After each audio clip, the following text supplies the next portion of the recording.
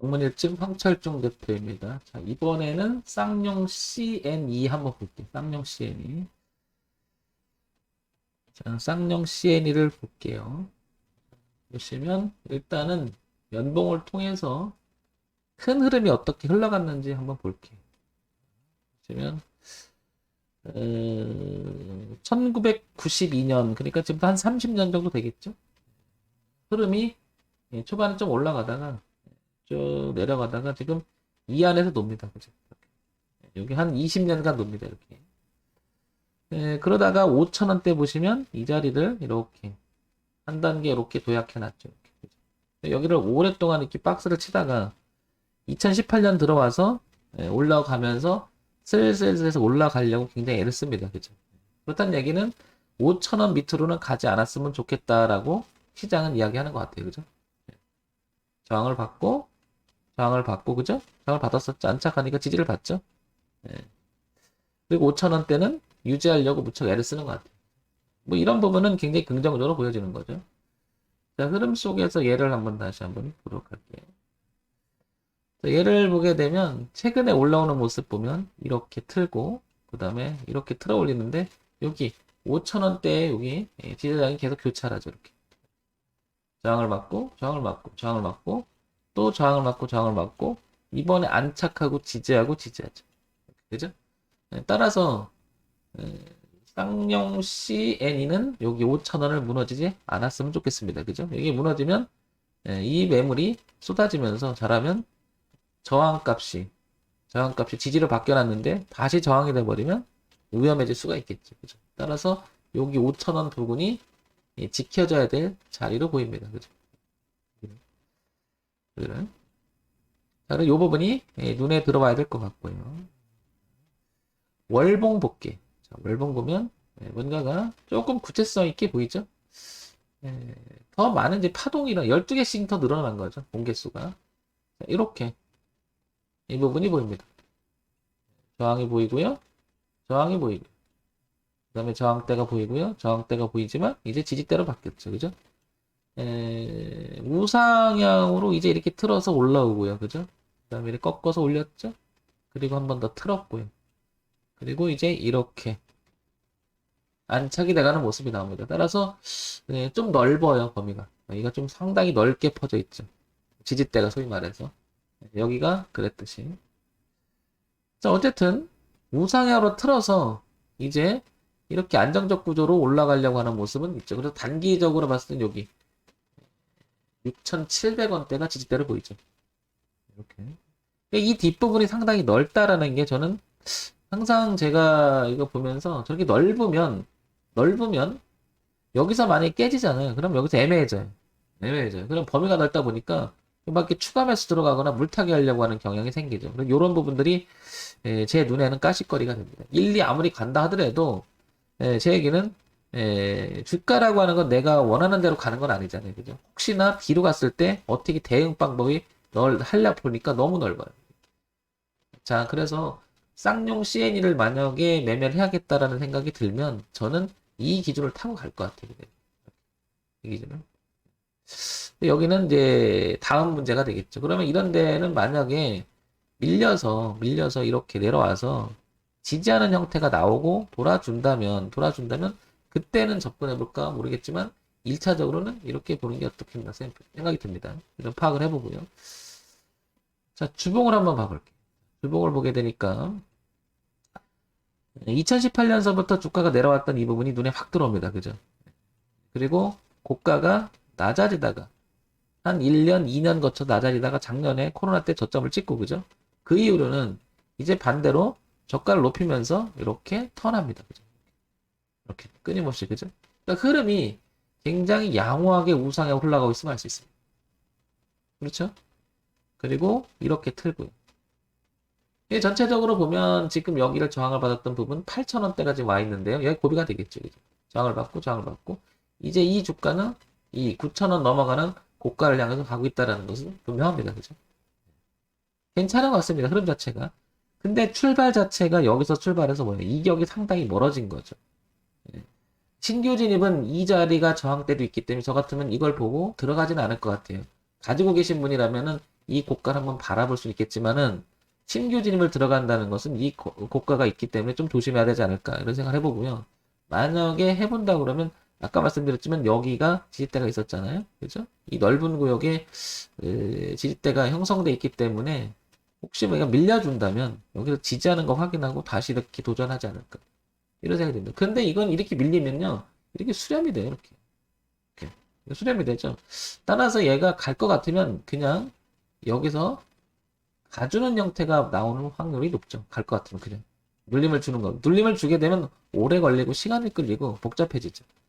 자, 어쨌든 자, 이쯤 돼서 쌍용 CNE를 한번 보도록 할게요. 뭘 보냐면 여기 기업을 한번 잠깐 보게 되면 거래소인데 대형주예요. 그죠?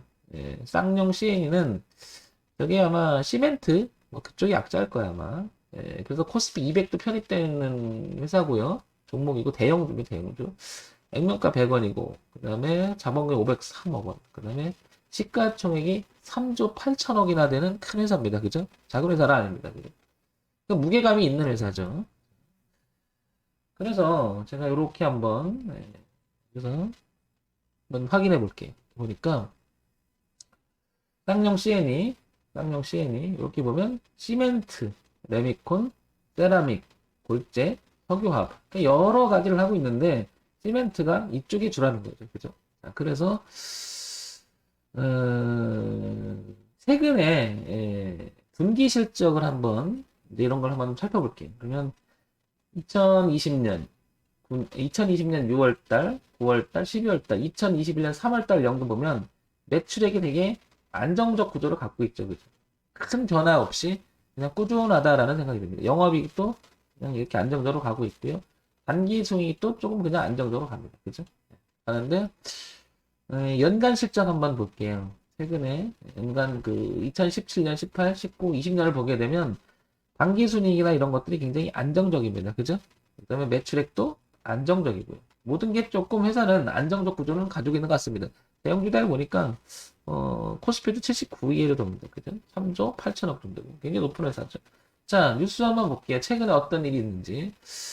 자, 보게 되면은 시멘트 업황 개선으로 쌍용 CNE는 우선 코스피입니다. 4월 10일입니다. 그러니까 한 3일 전, 이틀 전에 기사들이 나오는 거죠. 근데 이미 주가가 반영돼서 흘러가고 있는 상태죠. 그래서 팩이 뭐 좋은 일도 하는 것 같고요. 뭐 이렇게 뭐 40분 지역 환원한다는 얘기 나오고 이런 거는 아시겠지만은 요즘에는 친환경 이런 걸 안 하게 되면 회사가 좀 힘들어지죠. 시끌벅적하고 그런데도 동참하고 있지 않나 싶고요. 순수하게 회사가 지역을 환원하려고 하지는 않을 거야 아마. 그죠? 내용들이 있으니까 하겠죠. 그렇다는 얘기는 이런 돈들이 좀 들어갈 거야 아마. 그죠? 그럼에도 불구하고 이렇게 하는 것은 그만큼 돈 있으니까 가능한 얘기죠. 제가 보기엔 그래서 내용들이 보면 나쁜 내용들은 아닌 것 같습니다. 그죠? 볼게요. 그리고 무엇보다도 회사 구조 자체 흐름이 안정적 구조를 가지고 있다는 거죠. 자, 볼게요. 그럼 주가를. 예. 그러니까, 월봉만 보더라도 보시면 어떻습니까? 우상향으로 끊임없이 가고 있죠. 굉장히 강하게, 그죠? 그만큼 회사가 괜찮다는 얘기죠. 그죠? 자, 이 흐름을 2018년도 후반대니까 이렇게 그려지겠죠? 당연히 이렇게 그려지겠죠? 그 다음에 밑에서 작년에 그렸던 이 그림이니까 얘는 이렇게 올라오는 게 맞겠죠. 이렇게 어디 6,000원대 이렇게 올라오겠죠. 이렇게, 그죠? 저 밑에서 이제 그려지는 것은 한참 밑에서 올라오는 거고요. 이렇게 연결되는 거죠. 자, 이게 이렇게 그려져야 되겠죠. 이제 이렇게. 작년에 저점을 그려지는 게 이제 이렇게 되는 거죠. 그럼 이게 이제 공통적인 자리인데 그 공통적인 자리는 빨간색으로 한번 이렇게 바꿔볼게요. 이렇게. 쌍용 CNE는 이런 형태로 흘러가고 있는 겁니다. 그죠? 자, 그리고 아까 이제 연봉, 월봉, 주봉을 좀 봤었잖아요. 자, 이렇게 넘어갔던 자리를 제가 체크해 볼게요. 이렇게 체크가 되겠죠? 이런 식으로. 그렇죠? 이런 식으로 체크가 되겠죠. 자, 일단은 일봉에서 보면 어떻습니까? 고가가 낮아지다가 저가가 높이면서 바꿔놓던 자리가 바로 여기에요. 여기. 변화를 준 시점이. 그러면 구체적으로 보게 되면 여기가 깨지면 안 된다는 거죠. 그 자리가 6,000원대예요. 그러니까 지금 7,690원인데 얘가 만약에 취약해서 뭔가가 내용이 안 좋은 일이 생겨서 이 자리를 깨게 된다 그러면 여기를 붕괴가 된다 그러면 여기를 6,000원대를 붕괴가 된다 그러면 만약에 갖고 계신 분이라든지 신규 진입을 생각한다면 이렇게 붕괴된다면 이게 저항이 바뀌겠죠. 그래서 제가 늘 얘기하지만 여기는 대응의 영역으로 들어가죠. 비중을 축소한다든지 비중을 줄인다든지 자른다든지 뭐 이런 대응의 영역으로 들어가는 구간이 여기 6,000원 기준치를 잡힙니다. 그죠? 가지고 계신 분은 지금 흐름상을 보게 되면 이 흐름을 타고 가잖아요. 이거 깨지기 전까지는 한번 홀딩하는 게 어떨까 싶어요. 이 흐름을. 그죠? 왜냐면 워낙 지금 잘 흘러가고 있잖아요. 그죠? 그 다음에 내용도 나쁜 것 같진 않고요. 그죠? 파악해보면. 그 다음에 취약해진 않아. 일단 회사 자체가. 그러다 보니까 이 흐름대로 한번 따라가 보는 게 어떤가 싶은 거죠. 이대로. 이렇게. 그러면 기본적으로 9,082원, 9,000원이 넘어가는 이 고가 있죠? 여기는 도전을 하지 않을까 싶어요. 이렇게. 끊임없이 이렇게. 그냥 내용도 좋고 다 있으니까 이렇게 치고 들어오려고 하겠죠. 이렇게. 자, 눈에 하나 들어오는 것이 있습니다. 뭐냐면 눈에 하나, 황 대표 눈에 조금 띄는 것이 이 대목인데 자, 여기 보시면은 이렇게 거래가 줄었던 부분이 이렇게 보이죠? 그리고 누군가가 하나 이제 쳐주죠. 이렇게 거래가. 그리고 좀 줄었었죠? 그 다음에 또 거래를 또 쳐주죠? 자, 이런 부분들은 의도적으로 지금 이렇게 칠 때 이걸 누가 관리를 하고 있다라는 생각이 듭니다. 그죠? 이렇게. 따라서 얘는 별일이 없으면 이 흐름을 타고 하지 않을까. 만약에 신규 진입은 쫓아가게 되잖아요. 너무 비싸져 있는 거 6,000원을 뒤를 보게 되면 지금 7,670원인데 6,000원이면은 깨지면 안 되니까 1,670원이 리스크를 끼고 있는 거잖아요. 그죠? 리스크를. 그럼 1,670원이면은 얼마죠? 꽤 크잖아요. 이 D가 손실 구간이 혹시 잘못된다면. 그러니까 신규 진입은 안 하셨으면 좋겠어요. 너무 왜냐면 고공에 있어요. 주가가. 그죠? 자, 그럼 여기서 이런 얘기를 드려볼게요. 어떤 얘기를 드리냐면 영역. 주가의 위치라고 할 수 있겠죠. 어느 영역. 즉, 상승 영역 있느냐, 하락 영역 있느냐라고 하면, 전체적으로 지금 이렇게, 제가 이렇게, 요 색깔, 칠해놓은 이쪽에서는 어떻게 돼요? 이 흐름상. 이렇게. 그리고 여기를 기준으로 봐도, 이 기준을 봐도 위쪽에 있죠. 그러니까 영역상은 지금 이 주가는 상승 영역에 있습니다. 그죠? 자, 흐름을 보게 되면 저점을 높아가고 있으니까 우리는 이런 흐름을 우상향 진행형이라고 하죠. 그래서 흐름도 상승 흐름으로 양호하게 진행이 됩니다. 근데 문제는 위치의 위치. 위치가 가격이 자리가 지금 비싸져 있다는 거죠. 자, 어디에 비해서 초기 모습에 출발했던 자리에 비해서는 상당히 비싸져 있다는 거죠. 그러니까 어떻게 돼요? 만약에 잘못되면 리스크가 있다는 거죠. 이런 점을 고려를 해야 되겠죠. 따라서 가지고 계시면 관심 있는 분들은 6,000원.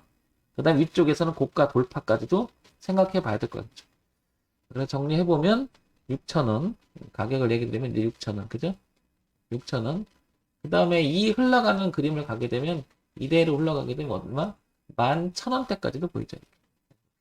지금 7,660원인데. 그러면 이런 부분을 고려해서 들어가실 분들은 하시되 신규 진입은 저는 추천하고 싶지 않습니다. 왜냐면 너무 많이 올라왔죠. 그래서 가지고 계신 분들 입장에서는 아마 이렇게 올라가면 11,000원대까지 열려서 보면 되지 않을까 싶습니다. 전고점 돌파할 때 당연히 분할 청산하는 것은 괜찮을 것 같고요. 그죠? 신규 진입은 그래서 신중을 해야 돼요. 신규 진입 자체는 굉장히 신중해야 됩니다. 왜냐면 진입할 때 리스크를 낄 수 있는 구간을 들어가게 되면 마음이 흔들리기가 굉장히 힘듭니다. 우리가 그래서 심리적으로 버티기가 어렵죠. 내용이 좋아도 어차피 주가는 파동으로 가는 경우가 많기 때문에 이런 데서 잡았는데 결국엔 가잖아요. 이렇게. 그렇다 하더라도 내가 이런 손실 보는 구간으로 들어가게 되면 힘들어져요. 심리가. 그죠? 그러니까 어디서 잡느냐도 굉장히 중요합니다. 그래서 이런 부분 한번 생각해 보시기 바랍니다. 영역, 그 다음에 흐름, 그 다음에 위치, 자리, 가격. 요런 점이 진입과 청산과 손절로 이어지는 매우 중요한 개념들이겠죠. 위치, 자리, 가격. 영역이나 흐름은 윤곽적인 면에서는 그냥 큰 그림을 보기 때문에 대략 잡히는데 이거는 잡기는 쉽죠. 그냥 멀리서 떨어지면 그냥 이렇게 올라오는 그림이 보이니까요. 그렇지만 우리가 중점적으로 될 건 당연히 위치, 자리, 가격이에요. 왜? 이게 이대로 계속 간다는 보장이 없어요. 이렇게 떨어질 수도 있어요. 그죠? 예, 그렇기 때문에 잘못 잡으면 손실이 굉장히 커지고, 예, 소위 말해서 진입, 이 실수 하나가 청산은 물론이거니와 손절 자체를 굉장히 힘들게 하죠. 그래서 진입은 한 번에 생각해야 됩니다. 그죠? 어디를? 앞과 뒤를 동시에, 그다음 리스크까지 생각을 하는 자리가 나와야 되겠죠. 자, 그런 면에서 보면 쌍용 CNE는 여기 6,000원대가 보이고요. 그죠? 위쪽에서는 이제 고가, 그 다음에 열린 공간의 흐름을 보게 되면 이렇게 11,000원대가 보인다는 얘기죠. 자, 이렇게 정리가 될 수 있을 것 같습니다. 자, 정문일침 황철중 대표였습니다. 좋아요, 구독, 그리고 알림 기능 부탁드립니다.